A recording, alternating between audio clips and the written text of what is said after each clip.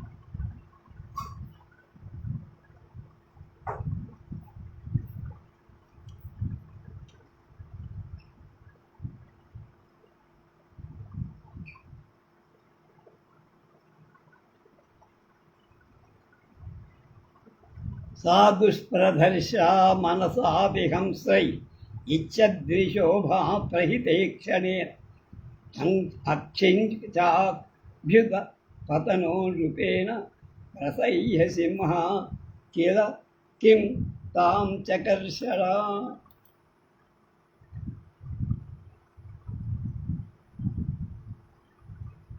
సింహం మీసి ఆవు మీద సింహం పట్టం చూసి కోపం పట్టలేక బాణం సంధించాలని లాగితే బాణం ఆగిపోయి చేతిలోంచి బాణం జారి రాబట్టల ఆశ్చర్యపడ్డా.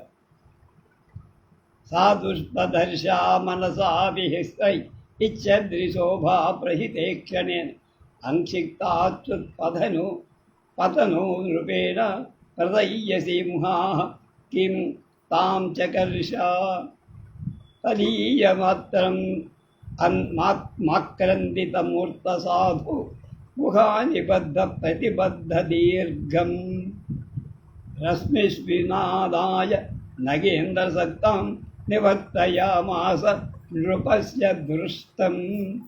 తపాటలాయాం గవితస్తివాంసం ధనుర్ధరः కేసరినాం దదర్శ అదిత్యకాయాం ఇవ ధాతుమయ్యాం లోబ్ధద్రుమం సాను మత ప్రఫుల్లం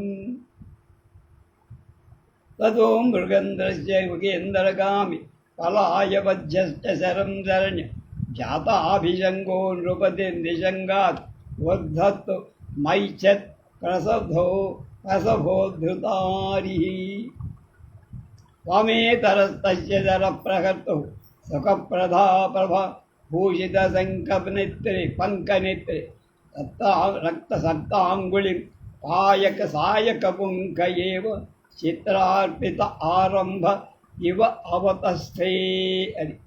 కాళిదాస్ అంటే అట్లా ఉంటుంది.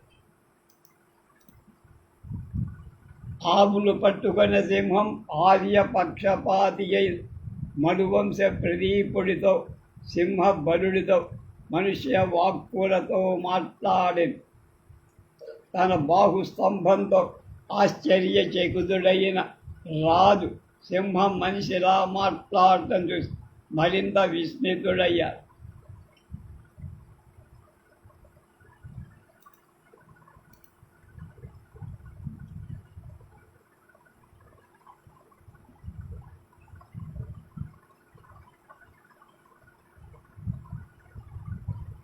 తమార్య గృహ్యంది గృహీతధేను మనుష్యవాచ మనువంశకేదు విస్మాయయన్ విస్మితమాత్మవృత్తౌ సింహోలు సత్వం నిజగాద సింహ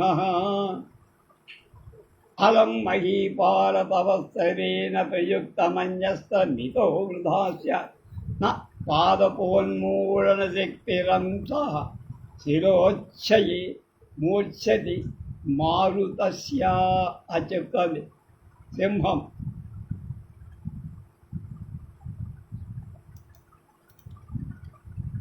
మహీపాల రాజ, వృధా శ్రమ పడకయ్యా, నువ్వు బాణం వేసినా అది నా మీదేం పనిచే.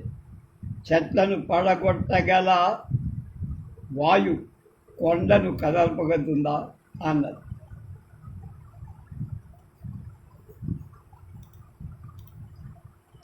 కైలాస గౌరం వృషమారురోక్షౌ ఫలార్పణానుగ్రహపూత పృష్టం అవేహి మాం కింకరమస్తమూర్తే కుంభోదరం నామ నికుంభమిత్రం.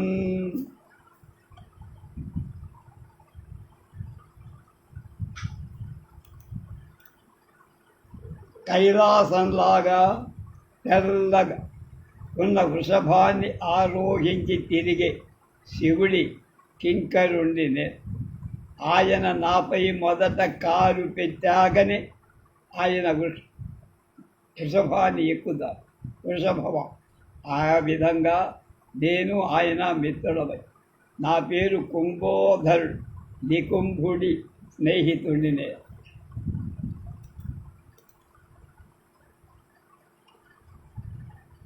అముం పునః పశ్యతి దేవదారు పుత్రీకృతౌ వాసౌ వృషభధ్వజేన యో హేమకుంభస్తవ విసృతానాం స్కందస్య మాతుః పయసాం రసజ్ఞః.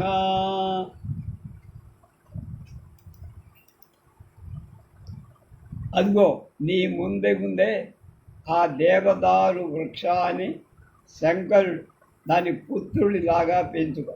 స్వయంగా బంగారు కడవలతో కుమారస్వామి తల్లి గౌరమ్మ పోసిన నీటి రుచి ఎలాంటిదో అది ఏడు. ఒకసారి ఆ చెట్టుకే అడవి ఏనుగో రాసుకొన్నది.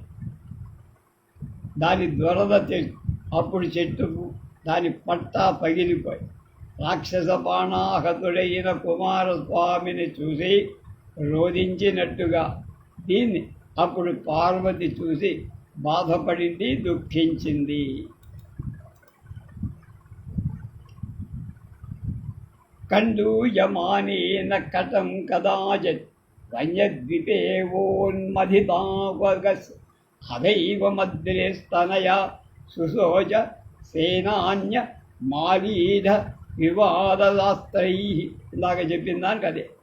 తథా ప్రభుచ్చేవ వనద్విపానాం రసార్థమస్తిన్నగ మద్రికుక్షౌ వ్యాపారిత శూరభృతా విధాయ సింహత్వం అంకాగత సత్వవృత్తి.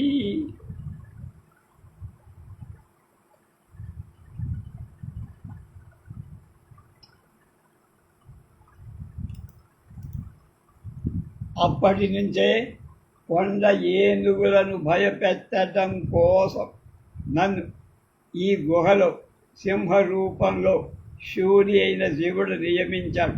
ఆ చెట్టుకేం ప్రమాదం నాకు. ఇక్కడికి వచ్చిన జంతువులను తిని బతికేటట్టుగా నాకు ఏర్పాటు చేసి పరమేశ్వర నిర్దేశం ప్రకారం వేళ ఇక్కడికి వచ్చింది. ఈ ఆవు నా ఆకలి తీర్చడానికి అది రాహుకు చందమామలోని సుధలాగా దీని రుధిరపానం పాలనకు నాకు బాగా ఉపయోగపడుతుంది.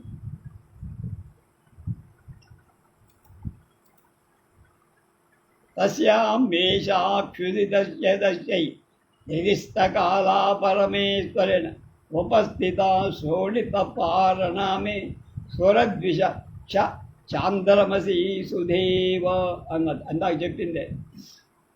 సత్వం నిబద్ధస్య విహాయ లజ్జాం గురోర్భవాన్ దర్శిత శిష్యభక్తి శస్త్రేణ రక్ష్యం దశక్య రక్ష్యం నద్యశః శస్త్రభృతాం చినోత్. సత్వం నివచ్చ విహాయ లజ్జాం గురోర్భవాన్ దర్శిత శిష్యభక్తి శస్త్రేణ రక్ష్యం దశక్య రక్ష్యం తద్యశః శస్త్రభృతాం క్షిణోతి.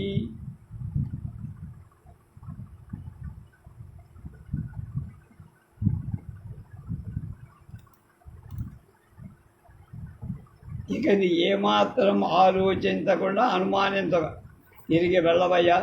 నువ్వు నీ శిష్య భక్తుని గురువు చూపించేయకుండా నీ భక్తికి గురువు మెచ్చుకుంటా.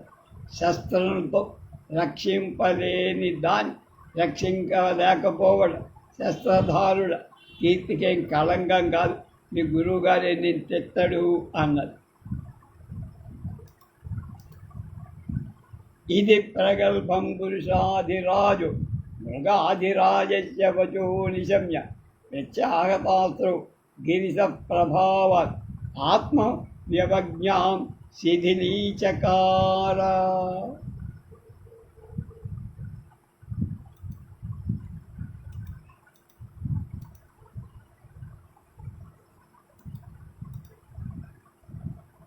సింహం అన్నటువంటి ఆ ప్రగల్భ వాక్యాలు నరాధికుడైన దిలీపుడు విన శివమహిమ వల్లని తన బాణం పారలేదు తెలుసుకొని తనకు కలిగిన కించను పో వజ్రం వేయనించి శివుని మూడవ కంటి చూలతో జడీకృతమైన వజ్ర పాణిల మొదగానే బాణ ప్రయోగ ప్రయత్నం విఫలమైపోయి ఆ రాజు సింహంతో ఇలా అంటాడు.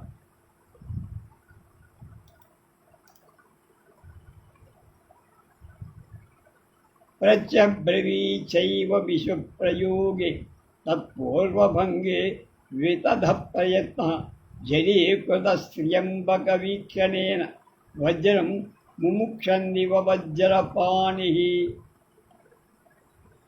సంవృద్ధచేస్తస్య మృగేంద్రకామ హాస్యం వచస్తజ్జదహం వివక్షు అంతర్గతం ప్రాణభృతాం హి వేద సర్వం భవాన్ భావ మతో విధాస్యే.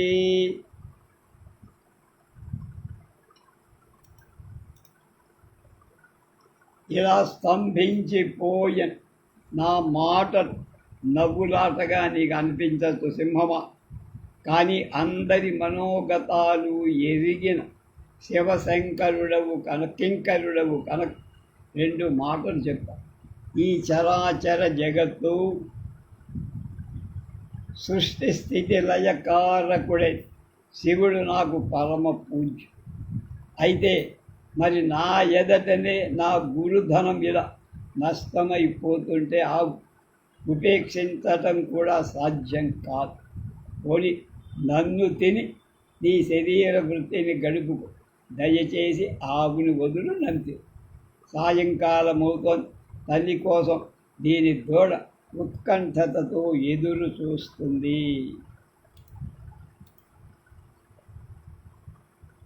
మాన్యసమే స్థావర జంగమా వర్గస్థితి ప్రత్యహారహేరు గురో ధనమాహితాగ్నే పశ్యత్ పురస్తాత్ అనుపేక్షణీయం. సత్వం మదీయేన శరీరవృత్తిం దేహేన నిర్వర్తయితుం ప్రసీద దివావసానోత్సుకబాలవత్స విసృజతాం ధేను ఇయం మహర్షే అని అధాంధకారం గిరిగౌవరాణ దంష్టామయూఖై శకలాని కుర్వన్ భూయస్త భూతేశ్వర పార్శ్వవర్తి కించిద్విహ స్యార్థపదిం బభాషే. ఏకాతపత్రం జగతః ప్రభుత్వం నవం వయః కాంతమిదం వపుష్ అల్పస్య హేతోః బహుఘాతుమిచ్చన్ విచారమూఢః ప్రతిభాసి మే త్వం. తన పాపం బాధ చెప్పుకుంటున్నాడు. దానికి తన కోరల వెలుగుల కొండ గవులతో చీకటిని ముక్కలు ముక్కలు చేసేస్తూ ఆ సింహం భూతేశ్వర పార్శ్వవర్తి సింహం కొద్దిగా నవ్వి ఇలా, అయ్యో విర్రడా, నువ్వు లోకాన్ని ఏకఛత్రాధిపత్యంగా పాలిస్తున్నావు. అందులో ప్రాయంలో ఉన్న మంచి యవ్వనం, నీ శరీరం రమ్యంగా, మరి వీటన్నిటిని ఈ అల్పజీవి కోసం వదిలివేయటం చూస్తే నువ్వు వచ్చి విచక్షణ జ్ఞానం శూన్యుల్లాగా కనిపిస్తున్నావయ్యా అన్నది.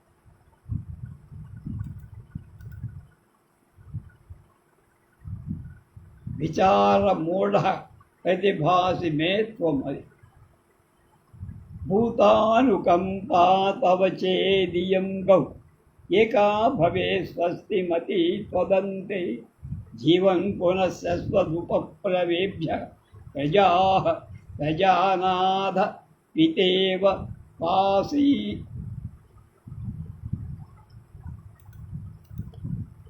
నువ్వు ఇలా నీ భూత దయను కనపరిస్తే నీ అంతంలో ఈ ఒక్క ఆవు క్షేమంగా తిరిగి ఇంటికి వెళ్ళదు. మరి నువ్వే జీవించి గనక ఉంటే ప్రజలంతా ఎన్ని విప్లవాల నుండి తండ్రిలాగా చిరకాలం రక్షిస్తూ ఉండగలరు. నువ్వు బతికి ఉంటే చాలామంది రక్షిస్తావు. ఈ ఆవు కోసం ఎందుకయ్యా నీ ప్రాణాలు తీసుకుంటావు?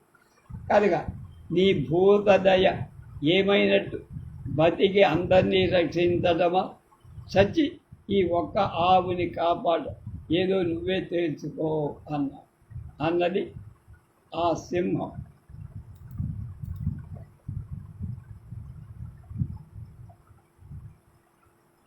అధైకధేనో అపరాధచండ గురో కుశాను ప్రతిమాన్ బిభేద్ శక్యోస్య మన్యు భవతా వివేదం గాహ కోటీశః పశ్యయతా ఘటోద్రీః. తద్రక్ష కళ్యాణ పరంపరాణ భోక్తారమూర్జస్వాల మాక్ష్మ దేహం మహీధర స్పర్శన మాత్ర భిన్నం వృద్ధం హి రాజ్యం పద ఐంద్రమాహు.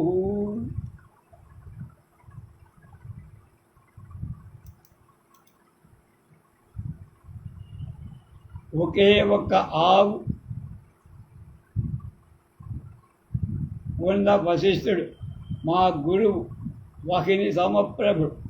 ఆయన ఇది లేకపోతే కోపోద్రేకుడు అవుతాడంటావా? అది ఏమంత చిన్న పనయ్యా, పెద్ద పని. కొండల పొదుగు గల ఆవుల కొట్టాది ఇచ్చి ఆయన కోపాన్ని నువ్వు మాన్పించుకోవచ్చు కదా, శాంతపరచచ్చు కదా. ఎన్నెన్ని శుభాలో చూడాల్సిన నీ తేజస్వంతమైన దేహాన్ని నువ్వు కాపాడు. సమృద్ధ రాజ్యం ఉన్నది.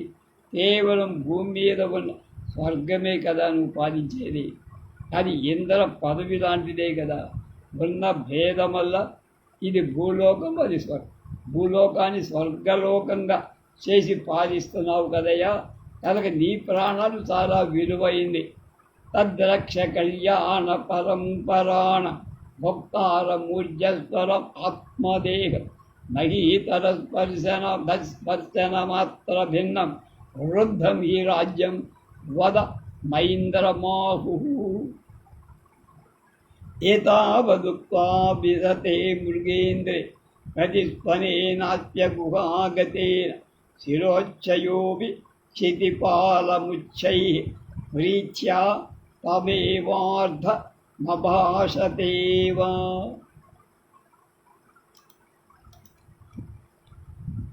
ఆ మాటలు చెప్పి సింహం ఆగిపోయింది. ఆ మాటలే ప్రతిధ్వనులై ఆ కొండ గుహలోంచి మళ్ళా వినపడి ఈకో అంటారు. ఆదరంతో ఆ పర్వతం కూడా అదే మాటలు ఆయనతో ప్రేమగా అన్నదేమో అనిపి సింహం పైనుండగా బెదురు చూపడం తన వంక చూస్తున్న నందిని ధేను దయాళువై చూస్తూ ఆ మాటలు విని రాజు ఇలా అన్నాడు ఎవరితో? సింహంతో. నిశమ్య దేవానుచరస్య వాచం మనుష్యదేవః పునరప్యువాచ దేవా తదధ్యాసితకాతరాక్ష్య నిరీక్షమాణః సుతరాం దయాళుః. క్షణాత్ కిల త్రాయత ఇత్యుదగ్రః క్షుత్రస్య శబ్దౌ భువనేషు రూఢః రాజ్యేన కిం తద్విపరీతవృత్తేః ప్రాణైః ఉపక్రోశ మలీమసైర్వా.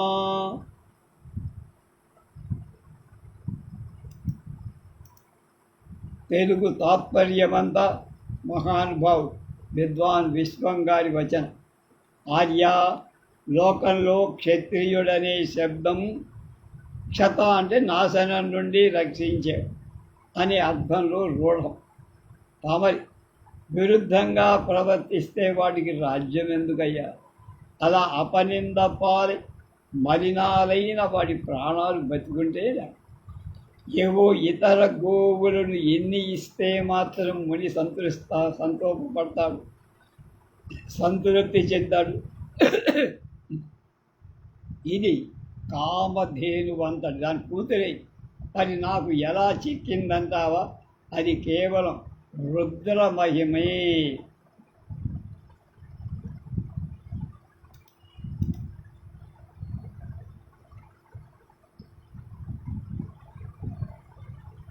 కథంను శక్యో అనునయో మహర్షే విశ్రాణవాచ్యాన్యమ పయస్వినీన హనుమనూనాం స్వరభే రవేహి రుద్రౌజసౌ ప్రకృతం పయాశ్యా. నాకు రుద్రుడిచ్చాడయ్యా, ఇది ఎలా వచ్చిందో చెప్తా. సేయం యదేహార్పణ నిష్కరయే న్యాయామయా మోచయితుం భవంతః న పాలన స్యాద్విహతా తథైవ తవైవ భవేద్ లుప్తస్య మునేః క్రియార్థః. భవానపీదం పరవానవైతి మహాని యత్న స్తవ దేవదారం స్థాతుం నియోక్తు నహి శక్యమగ్రే వినాశ్య లక్ష్యం స్వయమక్షతేన.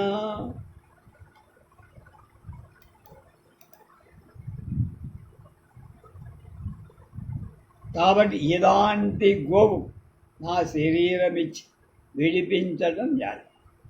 అలా అయిన పాలనకు కూడా భంగంగా ముని కార్యం విలుప్తంగా. నువ్వైన స్వామి పరతంత్రుడే, నీ గురువుగా రుద్రుడే నా గురువులు.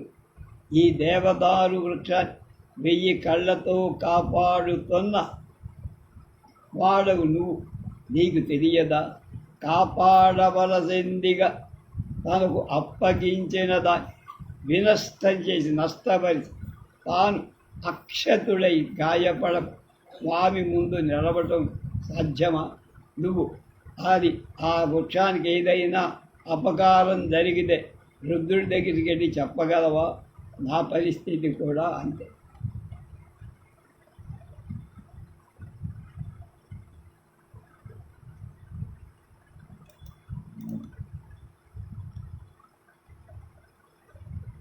కిమస్య హింసస్తవ చేస్మతోహం యశశరీరే భవ మే దయాళు ఏకాంత విధ్వంసిషు మద్విధాన పిండే స్వనస్థా ఖలు భౌతికేషు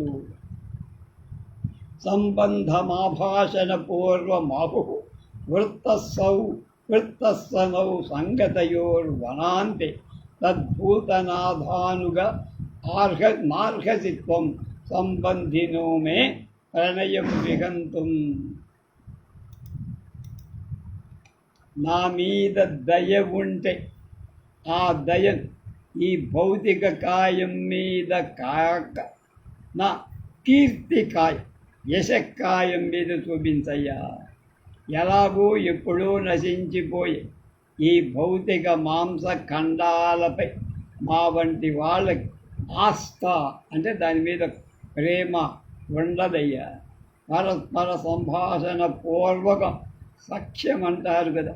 నువ్వు నేను ఇప్పటిదాకా మాట్లాడుకున్న సంబంధం సప్తపదీనం అంటారు కనుక ఈ మాటలతో మనకి అడవిలో స్నేహం చేయబోయి మరి ఈ మిత్రుడి కోరికను తోసిపుచ్చటం నీకు తగ్గుతుందా? శివకింకరా అన్నాడు రా. అందులో ఆ సింహం వల్లే సరే అన్నారు.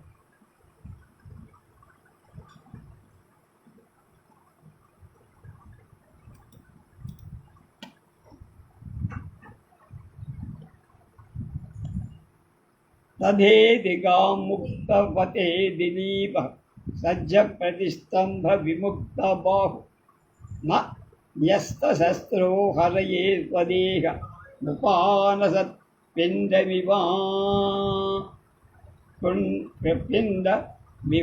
అమిషస్య. తస్మిన్ క్షణే పాలయితు ప్రజానం ఉత్పశ్యత సింహనిపాతముగ్రం అవాంగ్ముఖ శోపరి పుష్పవృష్టి పపాత విద్యాధర హస్తముక్త ఉత్తిష్టవచ్చే అమృతాయమానం వచో నిజమ్యోత్థితముస్థితం సన్ దదర్శ రాజా జననీమివ స్వాం అగ్రతః ప్రసరవణీం నసింహం.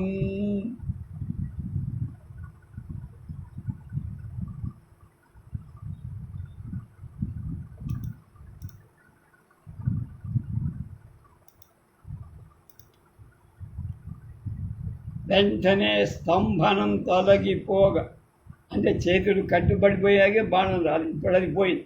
రాజు తన అస్త్రశస్త్రాదులు వదిలి మాంస కబళంలా తన శరీర సింహం ముందు అర్పించే సిద్ధపడి తలవంతుగా తల మీద సింహం ఎప్పుడు దూకుతుందో, ఎప్పుడు తింటుందో, ఎప్పుడు ఆవును వదులుతుందో అనే అత్తడు ఎదురు చూస్తున్న రాజుపై విద్యాధరుడు పుష్పవృష్టి కురిపించి వత్సాలి అన్న అమృతం వంటి మాటలు విని దిలీపుడు లేచి నిలబడి తన ముందు తల్లిలాగా ఆ నందిని నిలుచున్నదే కాదు. అక్కడ సింహం అడ్రస్ లేదు. విస్మృతుడయ్యాడు. అప్పుడు ఆ వంటారు సాధువు నేనే మాయతో ఈ పని చేసి నేను పరీక్షించానయ్యా, ఏమనుకోబో. ఋషి ప్రభావం అంతకుడైనా నన్నేమీ చెయ్యలేదు. ఇక ఇతర క్రూర మృగాలు ఏం చేశాయి? నాకు గొప్ప శక్తులు, దాన్ని ఏ క్రూర మృగం నన్ను భక్షించలే. నీ గురువు మీద ఉన్న భక్తి, నా మీద ఉన్న అనురక్తి చూసి ప్రీతురాలయ్యా.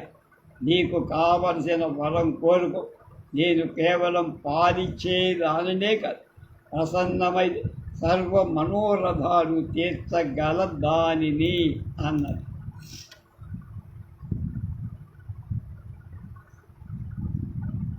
తం విస్మితం ధేనురువాచ సాధు మాయామయోధ్యాద్ధ పరీక్షితో ఋషిభ్రభావాన్మయి వాంతకో ప్రభు ప్రభత్వం కిముతాన్యహం హి. నన్నెవరూ చంపలేరయ్యా, కనుక ఆ సింహం నన్నేం చేస్తుంది, నేనే నిన్ను పరీక్షలు. భక్త్యా గురౌ మయ్యనుకంపయాచ ప్రీతాత్మితే పుత్ర వరం వృణేష్వ న కేవలానాం పయసాం ప్రసూది మనేహి భవేహి మాం కామదుఘాం ప్రసన్నాం. తతస్సమానీయ స మానితార్థి హస్తౌ స్వహస్తార్చిత వీరశబ్దః వంశస్య కర్తారమనంతకీర్తిం సుదక్షిణాయాం తనయం యయాచే. సంతానకామాయ తదేతి కామం రాజ్ఞే ప్రతిసృత్య తపయస్వినీ స దుగ్ధా వయః పుత్రపుటే మదీయం పుత్రో న భుంక్ష్వేతి ద ఆదిదేశ.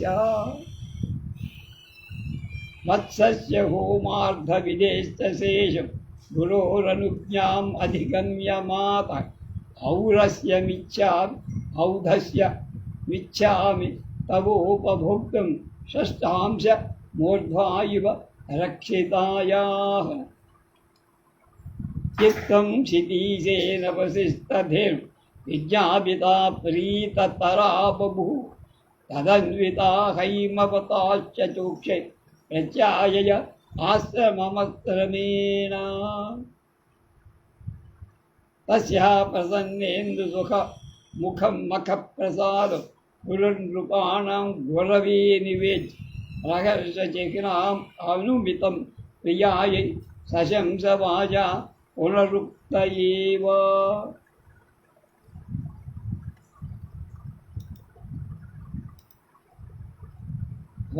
స్వహస్తార్జితమై వీర బిరుదు గల రాజా ఆ మాటలు విని చేతులు అనంత కీర్తితో తన వంశం ఉద్ధరించగల కొడుకు సుదక్షిణ కడుపున వెయ్యమని నీ కోరిక తీరు ఉంది అని ఆ ఆవు తన పాలను ఒక దన్నలో తీసుకొని త్రాగమని.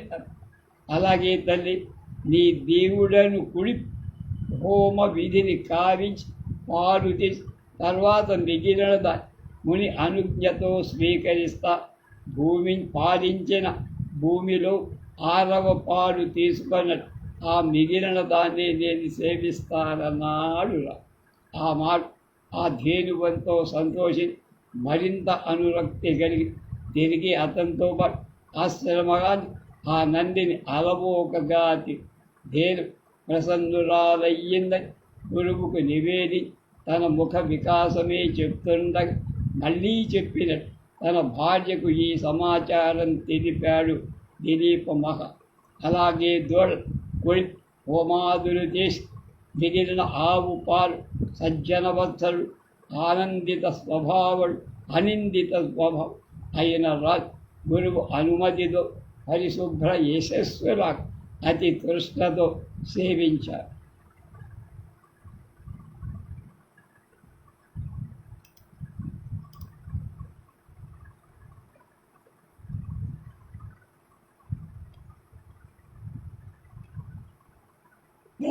యథోక్తవ్రతపాలనాంత్ ప్రస్తావికం స్వశ్చయనం ప్రయుజ్య తౌ దంపతి స్వాం ప్రతి రాజధాని ప్రస్థానయామాస వసీవసిష్ఠః.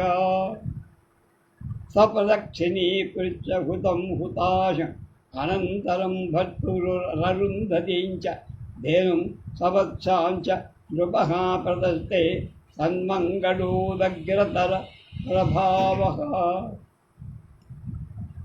శ్రుతాభిరామభరినారథే సధర్మపత్నీ సహిత సహిష్ణు యయా అనుద్ఘాతసుఖేన మార్గం స్వేనేన పూర్ణేన మనోరథేన.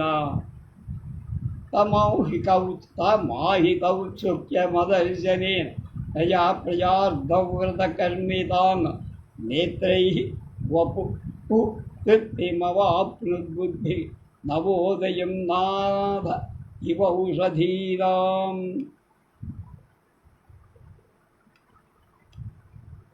పురంధర స్త్రీ పురముత్పపాకం ముత్సతా ఉత్పపాకం ప్రవిశ్య పౌరై అభివంద్యమాన భుజే భుజగేంద్రసమానసారే భూయ స భూమేర్ధుర మావ సంధ్యా. మర్నాడు తెల్లవారగా ఆ గో సేవావ్రతం ముగి పాలన చేసి ప్రయాణ సమయంలో స్వస్తి చెప్పే వాచకాలు ముని ముగింతగా దంపతులు బయలుదేరు. హోమాగ్ని, తర్వాత వశిష్ఠుడు, తర్వాత అరుంధతి, తర్వాత దూడతోడి నందినీ దేవ్ రాజు ప్రదక్షిణ చేసి మంగళోదక్కంతో వాడి వన్నె పెరిగి భార్యతో పాటు కన్నపేయమైన రథమెక్కి రాయి రప్పాలేని నిరాటంకంగా ఉన్న తన పూర్ణ మనోరథంలాగా ఉన్న దారిని బలి ఊరి మొగంపై చాలా కాలం కనపడలేదు. పరమ ఉత్కంఠను మృతకర్షితాంగుడై వాళ్ళ అయిన అతన్ని ప్రజలు చూశారు. వనచంద్రుడిని చూసినట్టు చూస్తూ వారు అతని తరిమి తీరా తమ కళ్ళతో తాగేసి తర్వాత కథాకారుగా ఊరిలో మహేంద్రుడి పరాక్రమంలాగా ప్రవేశించి పౌరుడు ఆయన అభినందింపసాగే. తిరిగి ఆయన ఆదిశేష బల సంపన్నమై తన భుజంపై భూభారాన్ని వహింపడం ప్రారంభించారు. ఆ తెరప గగనం చంద్రుడిలా వహిని నిశ్చూతమై ఈశ్వర తేజస్సు గంగలాగా దిక్పాల తేజోభినిష్టమై గర్భాన్ సుదక్షిణాదేవి రఘుకుల విభూతి కోసం ధరించింది. ద్వితీయ సర్గ సమాప్తం.